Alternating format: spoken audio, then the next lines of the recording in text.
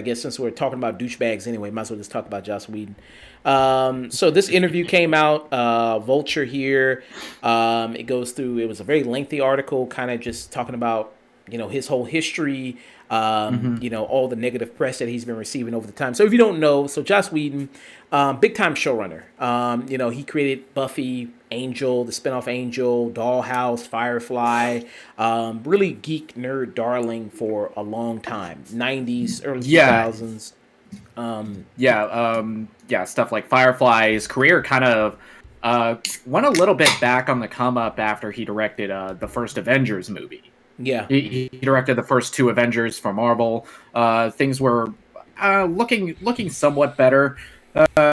I guess he took some time off between the first Avengers and when he came in to do the reshoots for 2017's Justice League, which is Ray Fisher.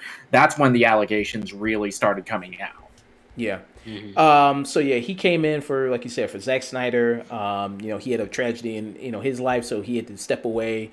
And then Joss Whedon came to kind of fill in his place to direct Justice League. And then after the direction of Justice League, after the movie came out, it was critically, financially, both unsuccessful on both accounts. And then the actor of that movie who played Cyborg, Ray Fisher, he came out on Twitter and accused Joss Whedon of just bad behavior on set, abusive on set. At first when he came out, now that now the situation has been more details have emerged.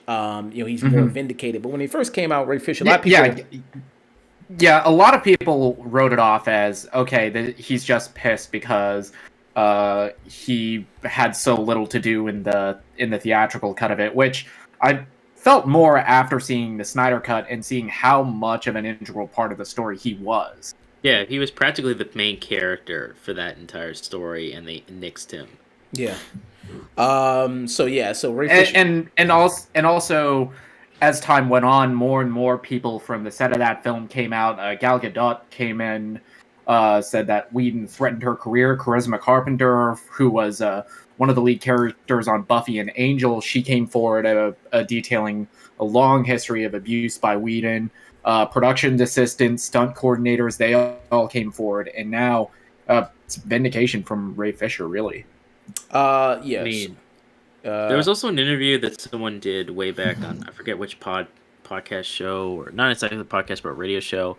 It was the guy who played Angel, or played the guy he wanted him. I think it was I think it was either with Boreanaz or with James Marsters, who played Spike on Buffy. Yeah, Spike. Yeah, and he hated Spike. That was people knew Joss Whedon hated the character, and he said and he got really aggressive at one point and pushed him against the wall, allegedly, and just said it. And at the time, he's like, "Well, man, he had nothing bad against Sam, but he's like." To me, he's like, you're the voice of what's going on. If you want me gone, you just write me out of the show. But he never could. He's like, because I can't, because you're popular. And but he wanted to. He's like, if you weren't, he would have nixed you. Because he got in the way, I guess, of plans, because this character was the antithesis of the whole point of the show, which is bad is bad, and you got to go through the trauma and get rid of it and evolve it. But it's nah, Buffy. But there's but don't you want to kind of get in there? And he started degrading it, and you're dude, you could just remove me from the show. It doesn't matter. It's just one of those things. But I mean, he was honestly very fair on it, just trying to express his experience with them. But that is another thing that kind of added up as well as over time. Right. It's on YouTube. Check it out. It's an interesting clip. So situation. Yeah, and I think that interview was on Michael Rosenbaum's podcast. I can't remember what the name of it was. Right. Me neither, but I remember that. Yeah. So situation with Ray Fisher. So he came out, and then a lot of people at first, with him was kind of making it seem like he was another juicy smoothie, you know what I mean, kind of guy. Situation where he was kind of lying for attention, because he was, like you said, he was mad that he got, his part got cut down and reduced. And now that with the Zack Snyder cut of Justice League that came out, it's he was kind of the core of that movie. And I think one of the main people that when it really first all went down, he really came out, Ray Fisher. One of the first people that really did back him up was Jason Momoa.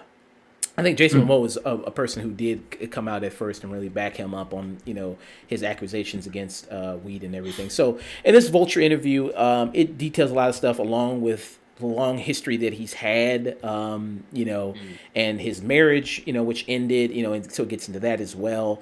So yeah, I mean, there's a lot to get into here. A lot of being that, he's got kind of a history of doing this, a history of kind of being just, cruel and abusive.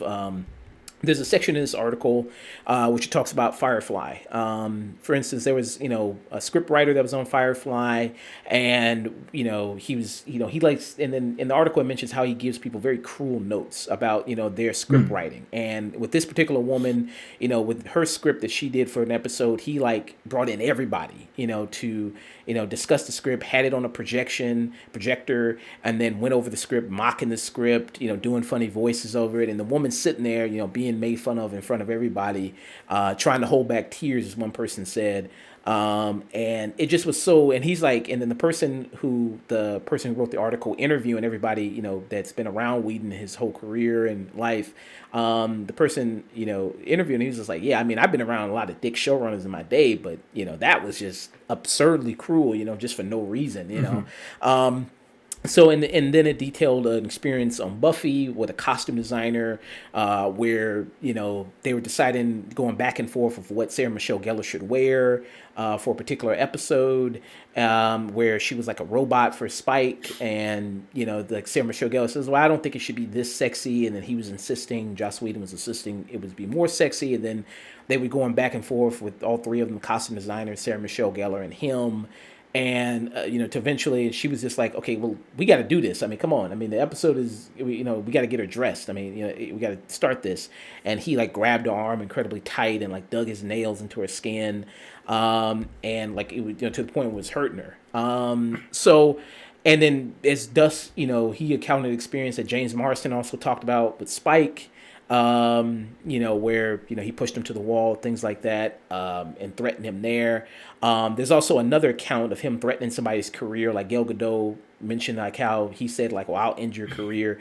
Another woman said that he also said that to him. That he also said that to her as well, that he'll end her career as well. They mentioned that in this article. And her response was funny when the interviewer asked her, she was like, well, what do you think about that whole experience with Gal Gadot? And she was like, oh, wow, he's still doing that? Oh, geez. He's still doing that thing? I was like, wow. He's still... Shit, sorry. Don't mean to laugh, but goddamn. Yeah. I mean, that's a great comeback, though. That is a great, this. It's felt like a childish thing where it's like, what, he's still doing that? Is it that he has any pull? Yeah. And what I like about kind of what the article is at first it talks about like his rise, right? When he was coming up, in the 90s, yeah, he was one of the people, the faces of what being nerdy and geeky. It was when it started to become trendy, being nerdy and geeky like that. The 90s, early 2000s, he had this hugely successful show, Buffy, which was big. I mean, that was a big pop culture phenomenon back in the day. Yeah, it was a hit, and at the time, you didn't have an like mainstream action horror type show with a female lead. That almost never happened in the early 90s. At least it didn't when it was played straight. You had stuff like Xena, Warrior Princess, but that was always more campy, more like B-movie stuff. Yeah. Campy B-movie stuff, but Buffy was like everywhere. Like it was on tons of magazines, covers. Like it was a big show, big enough show that they did a spinoff, Angel, of the show. And and there was a movie of Buffy the Vampire Slayer with Christy Swanson, which Joss Whedon did right. But then he was like, well, they messed up that movie so bad, and his whole vision. And with the Buffy series, like you said, what it was subversion of the horror trope of you have the petite blonde, girl who's usually the victim in these horror movies, but then now this, the trope has been, subverted. Now she's the big action heroine. And the movie the article gets into just his idea of women, and because he was always this champion of having these strong female characters in his shows, like from Buffy, and then also like in Firefly, the Gina Torres character, as well as I forgot the character who's the mechanic. I forgot her character's name. Firefly. Yeah, in Firefly. You remember Yeah, characters? yeah. She's also a great episode about her when she's goes to this fancy party. That's kind of an allusion to like Victorian kind of dresses. It's a she worked really hard to get in that dress. It's a good episode. Firefly's honestly a solid show. Canceled way earlier this time, but that doesn't stop him from being a complete dickhead, which is weird because if he's such a big feminist and empowering women, why does he do a lot of things to say, no, you're going to do exactly as I say, sweetheart? Yeah. Well, see, that's the good thing. See, with this article, it really gets inside his headspace and psychology of going through kind of his whole history because, stuff about, like, I knew stuff about his dad. His dad and granddad were both writers. They were both writers in the business. They wrote for various popular shows. Like his dad, I think he wrote for Golden Girls, and his granddad also wrote for other big shows of the time. And his mother, I didn't really ever hear much about his mother. So his mother was an activist. She was a feminist herself, and how she raised him. And it's kind of like, when you go to therapy, what's usually the one thing they always point to when you go to therapy? Back to mom and dad, right? And it seems like it's just a lot of serious mommy issues there, of situations of the way he was raised, maybe, and I don't know, he didn't know how to deal with it, and then now that he got older, also there's a lot of like, him being kind of growing up being a little bit of the loser, a little bit of the geeky guy, and yeah, I mentioned that I talked about how he gets into the marriage, of how he had all these affairs throughout his entire marriage, and one thing was, it was like he said, like, in the article, he mentioned how, like, I had to have sex with all these young attractive women because I couldn't help myself, because I was powerless, because I reminded me all these attractive women I didn't get in high school, so I had to make up for it. You know what I mean? So it's just like, Sure, that defense has always worked in court. yeah. I mean, so it's like, you know what I mean? I had to have done it. I mean, to be fair, the fact that he admits it, I'll give him that.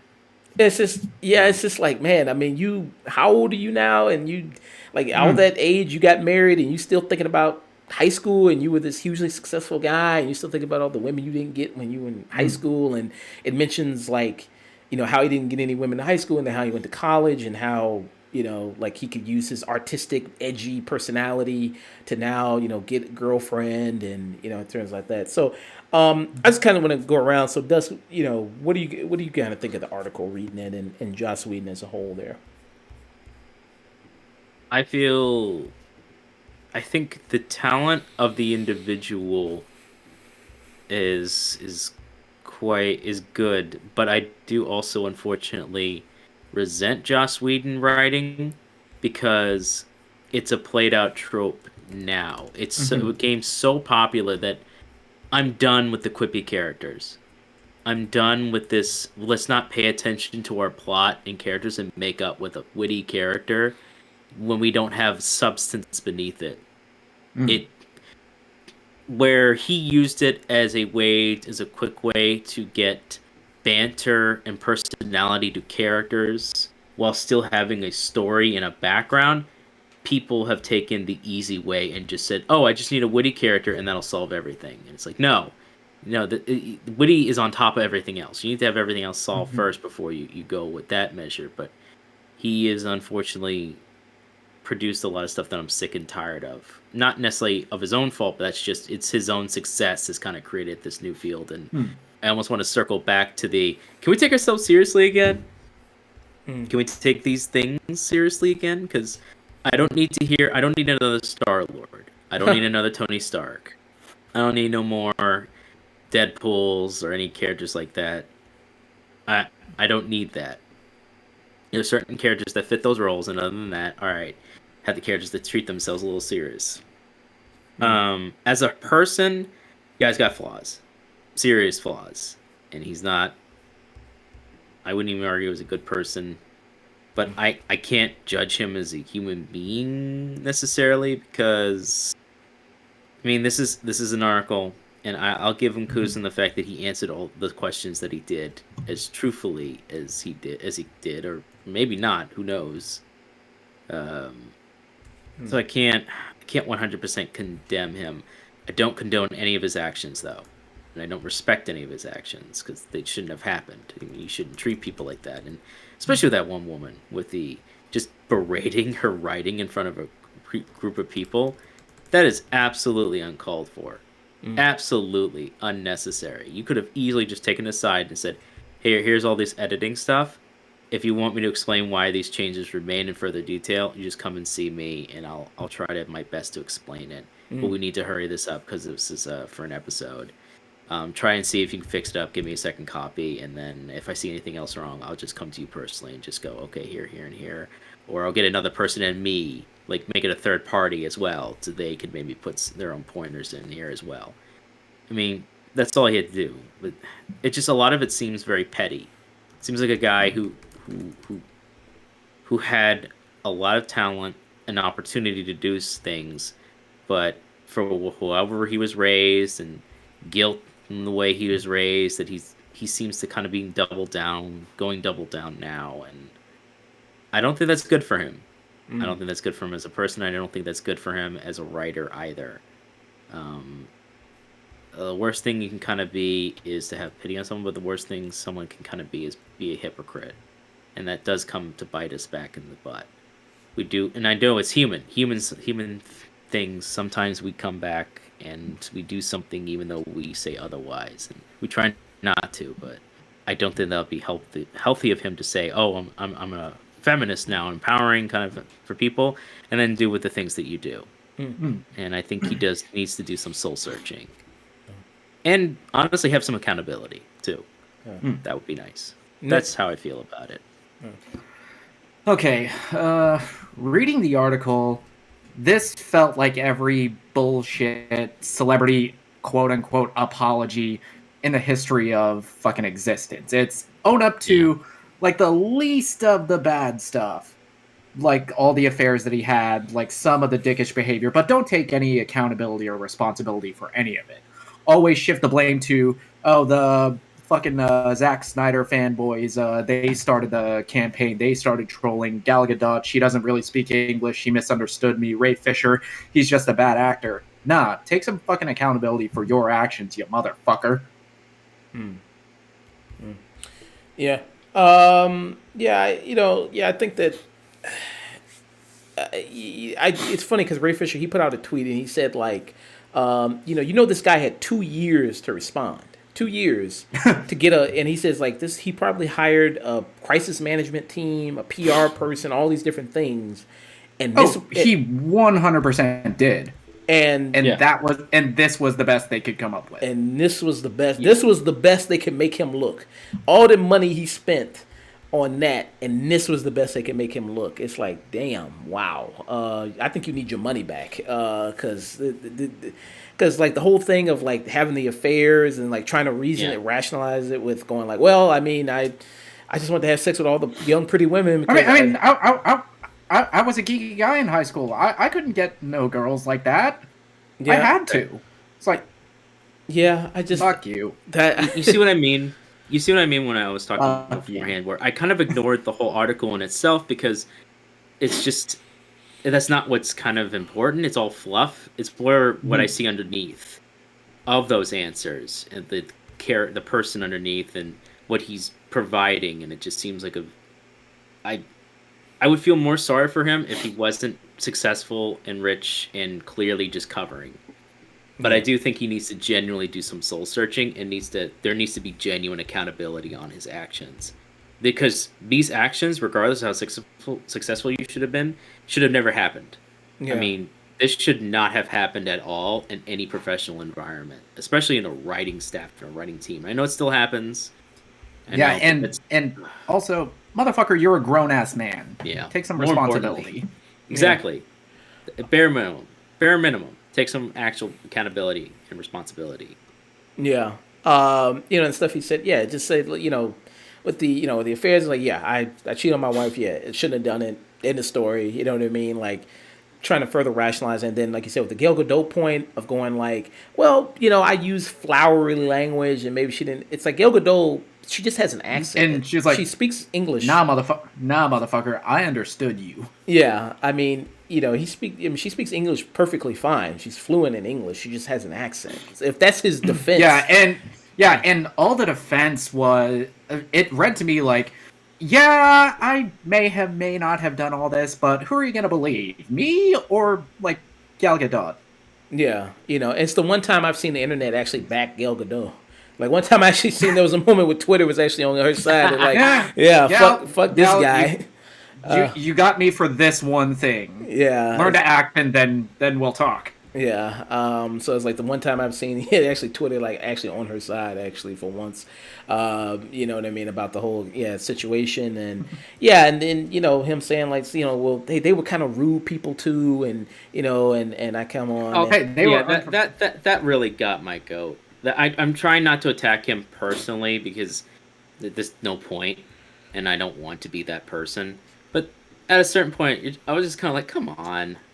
Yeah. Come on. Yeah. Well, Dusky, you're a better man than me because I choose violence. I understand. No, I understand, but yeah. I also just try to look at it as if I was ever in a position, ever in a position, which I hope to God I never am, and I would never do the actions that would cause me in that kind of a position.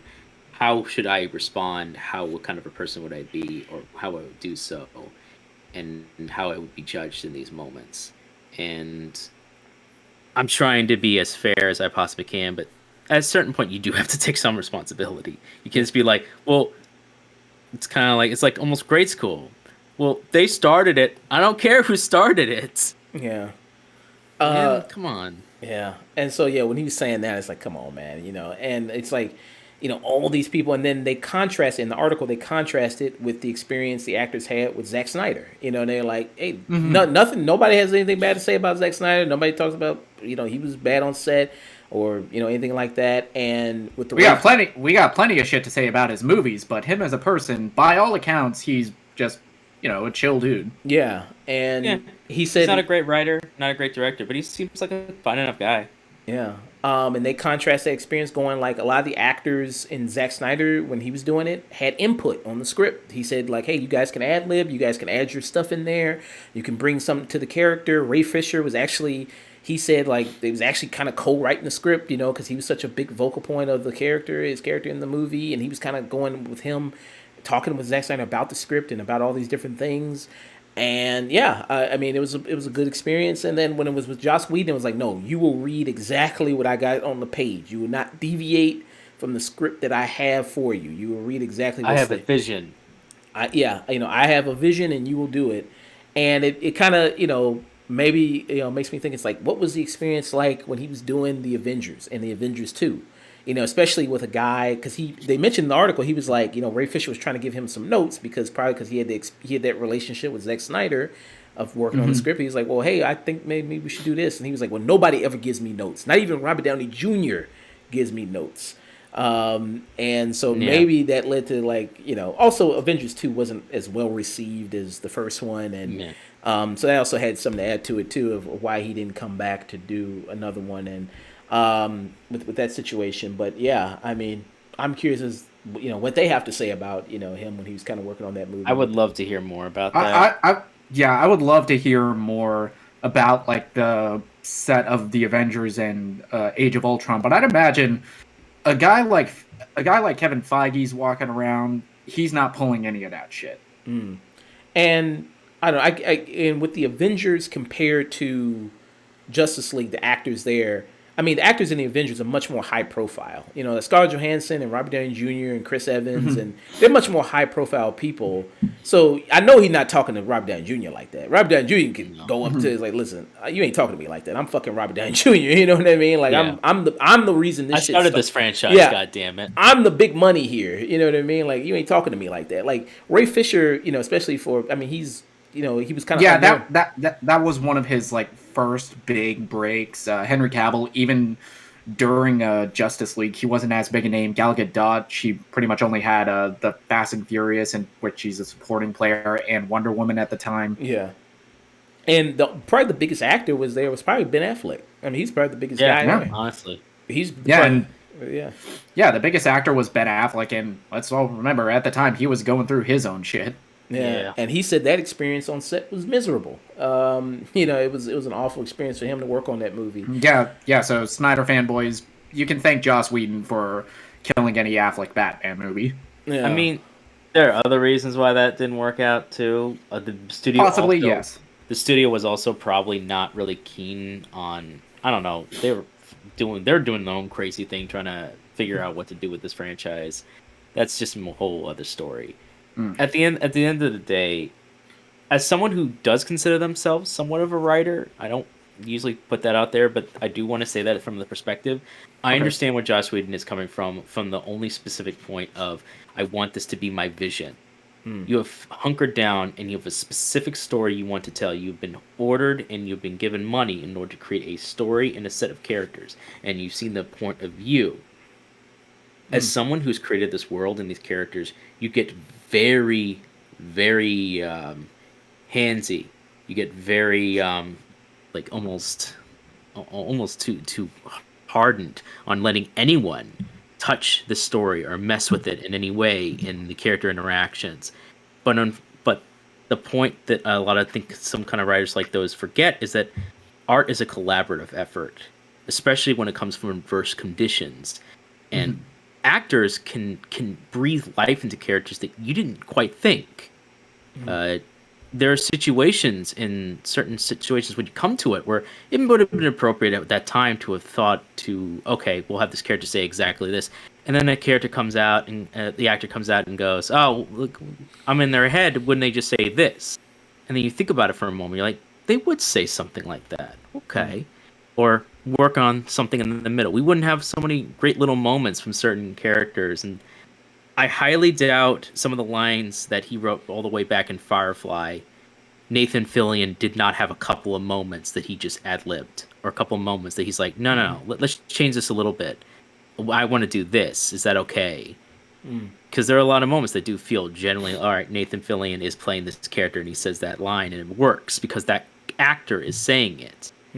So from that personality, I understand you really want to hold on to that story and care to not let anyone involved. But you also have to understand you're in a multi-million-dollar budget and you're surrounded by other artists, other actors. It's okay to have some people take a look at it and maybe breathe some life or add details that you couldn't see it from your perspective. I mean, you've done most of the work. It's okay to let other people add some breathing room. But that's just my 2 cents on it. Yeah. With him being, I mean, he's a writer, and I get you want to do your vision, and, I think there's a difference. I think, being the boss in a situation, showrunner, director, right, you want to be assertive, right, and you're being the boss, not everybody's going to like you, and there's going to be some clashes you have, and you hear stories about directors who clash with other actors, like David O. Russell, or somebody like that, clashing with tons of actors. But I think there's between being a dick or someone who's kind of an asshole, and then somebody who's just straight out abusive, and somebody who's just straight out cruel for just no reason. And I think that's where the line gets crossed. Because I mean, listen, you live long enough, not everybody's gonna have something nice to say about you. Right? I mean, somebody's gonna say maybe you were rude, maybe you were a dick, maybe you were this, maybe you were that. Not everybody's gonna have something nice to say about you. So I mean, you could go around and if somebody interviewed everybody in your life, somebody's gonna say something probably negative about you, and said this person was this or this person was that. But this person, I mean, Joss Whedon in a lot of these cases, because it goes through even his affairs, interviewing the people he had affairs with, and they didn't. I mean, it was like stuff that it wasn't just like, well, he sucked and this, okay, he was a bad boyfriend, whatever. But it's like he did shit that intentionally seemed like, he was using his position, using his power, ending relationships just because he could with these younger women, because he just had the power to do so because he just got a trip over that.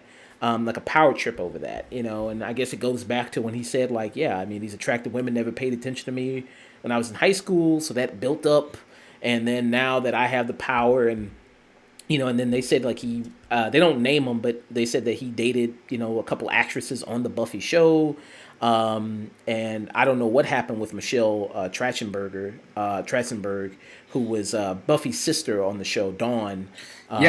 Nothing good, because there was a literal rule that Yeah, they cannot be in the same room Yeah. alone. So I don't know what happened in that situation. She hasn't said anything, and they were like, yeah, I mean that was a rule on set. Other people have confirmed it. He might not have known that. He says like I didn't know about that rule, but other people Oh, said come on. Oh shit. But yeah. But what strikes me at the end of the article here, he says people have been using every weaponizable word of the modern era to make it seem like I was an abusive monster. He said, I think I'm one of the nicer showrunners that's ever been. It looks like a duck. It quacks like a duck. So do you think like is it a situation like where it's like a Harvey Weinstein situation where there's other monsters out there like him, Joss Whedon, where there's other showrunners or whatever that are just as abusive or even if more abusive than he is? I mean, I would guarantee there probably are, you know what I mean? But I would guarantee, I mean, you hear about people like Jeff Loeb, you hear about kind of, but I think that there's also showrunners that also are pretty, good at their job and not creating a toxic environment. What do you guys' opinion on that quote there? I think the industry as a whole, I think it's slowly becoming less tolerant of people like that. Because you hear stories about the guys that are like these abusive monsters, and stories come out and nobody wants to work with them anymore. These are not people that are working anymore. It was like Joss Whedon, he hasn't done anything since 2017. Nobody is going to take his phone call. People like David O. Russell, even he's struggling to find work. And you get guys like, I think, Shane Black, like James Gunn, like all the people who are working with Marvel, and by all accounts, they're joys to work with. People are picking up the phone and answering their calls. Yeah. Dust? Even people like Olivia Wilde, who on her movie that's coming out this year, she specifically has a no asshole rule. She fired Shia LaBeouf because of that. Who fired Shia LaBeouf? Who? Olivia Wilde who's making a new film with Pew this year. Oh, okay. All right. Dusk?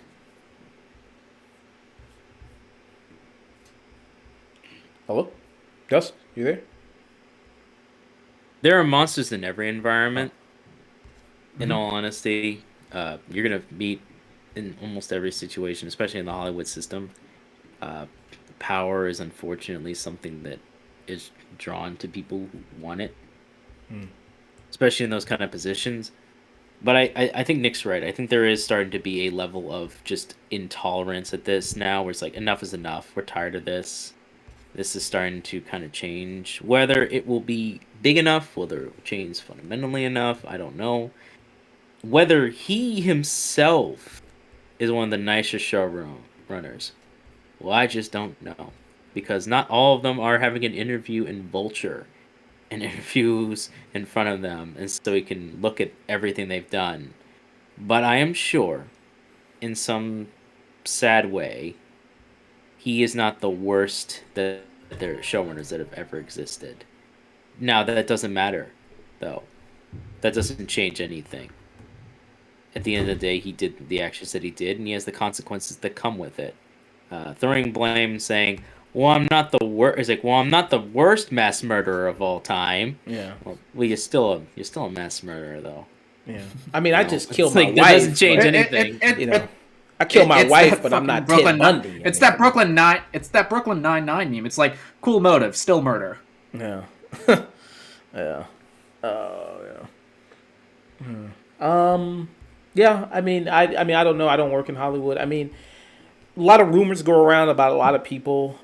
People already knew about Harvey Weinstein and what he was doing. For years and years. It just took one person, and then the avalanche started, and then everybody else came forward, and then that's kind of what happened. Ray Fisher, he came forward, even though the Charisma Carpenter thing. I mean, she'd already talked about him before, and then his wife had already talked about him before, about him cheating and how he's using the feminism. And there wasn't really any real momentum until Gal Gadot came forward. Yeah. So Yeah, I mean, it's just when you go through it. I mean, the article it's like a checklist of all the things that people say about certain people. It's like, okay, the virtue people who virtue signal the hardest, they always got something to hide. Check. The guy who says he's a feminist just secretly says he is because he wants to get some pussy. Check. The guy that is the quote unquote he's the nice guy. I understand women. I'm all about the strong female characters. Secretly. No, he's just a misogynist who again just wants to hook up with women. Check. I mean, you can just go through the line and everything. Oh, also guy who has mommy issues. Check. Guy who still is hung up about high school from goddamn how long? How old is he now? He like well, how old is Joss Whedon? I think he's like in his 50s now. Okay, in his 50s, from over 20 years ago, 20, 30 years ago, still hung up about high school. Check. He didn't get the high school girl. He didn't go to prom. It's like, damn, nigga, you're 50. You were probably 30 something cheating on your wife. You still talking about high school. You're too old, man. Come on now. But listen, listen, everybody's got a lot of shit. I'm not judging the guy. I mean, Joss Whedon too much. I mean, listen, you fucked up. You got caught. You fucked up. Hopefully, you can just be better. You know what I mean? And Shit, just pull the Walter White. Just say, I did it for me. I did it because I wanted to and I liked it. Yeah, I mean, just go. Yeah, do I think he'll never work again? No, I think he'll work again. I mean, you got Mel Gibson still working. I mean, you got. I mean, if hey, he gonna get another job. You know what I mean? Like with he's gonna do another show. He's gonna get another because they're gonna go like they're gonna advertise it too. I don't know. It's been a while since we've gotten the Kevin Spacey holiday special. I think even Kevin Spacey can maybe come back. You know what I mean? Like, even though his thing was super severe, I think even he can maybe come back possibly. It's just like it. Did you realize also, speaking of Kevin Spacey, that 3 of his people who said he done stuff, accused him, are dead. Yeah. Suspiciously. Are dead. Yeah. Got to do some investigating on that. Okay, so he really is Frank Underwood. Yeah. Yeah. So he makes a video every Christmas and then another one disappears. He didn't this year, which is I was kind of looking forward to it. I'd never watched those. I thought those were too creepy for me. I mean, him looking in the camera, that's just too creepy for me. But yeah, so I think Joss Whedon will work again. It's just that, hey man, I got a lot of shit I try to work through and do and, try to work on and everybody does. So it's just, hey man, hopefully you can just be better, man, and learn from it, I guess, and not be, such an asshole anymore, I guess. Yeah.